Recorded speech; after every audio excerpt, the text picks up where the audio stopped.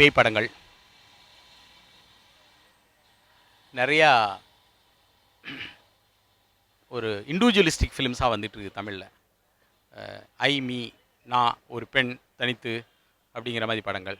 நீங்கள் ஹிந்தியில் பார்த்தீங்கன்னா நிறைய படங்கள் வந்து ஒரு ஒரு women centric, she is freak, she can travel, smoke பண்ணுவா, தைரியமாக இருப்பா, போல்டாக இருப்பா, அந்த மாதிரி படங்கள் ஹிந்தியில் நிறையா வந்துட்டு இருக்குது. இண்டிவிஜுவலிஸ்டிக் கதை வந்துருக்கு. மலையாளத்தில் நிறைய இண்டிவிஜுவலிஸ்டிக் கதை, கொஞ்சம் காமம், இந்த ரெண்டும் சேர்ந்து பண்ணிகிட்ருக்காங்க.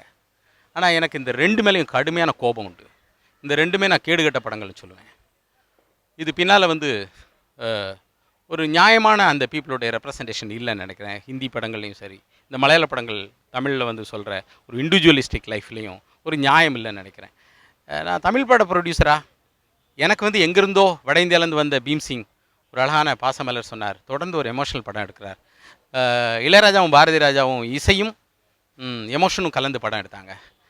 அந்த அந்த ஸ்ட்ரீமில் இன்றைய நவீன பெண்கள், இன்றைய நவீன பையன், இன்றைய நவீன கிட்ஸ், இவங்களுக்கெல்லாம் ஒரு எமோஷ்னல், ஒரு மியூசிக்கல் ஒரு படம் எடுக்கணும்னு நினச்சேன். இதுதான் நம்ம பீப்புளுக்கான ஒரு படம் நான் நம்புகிறேன்.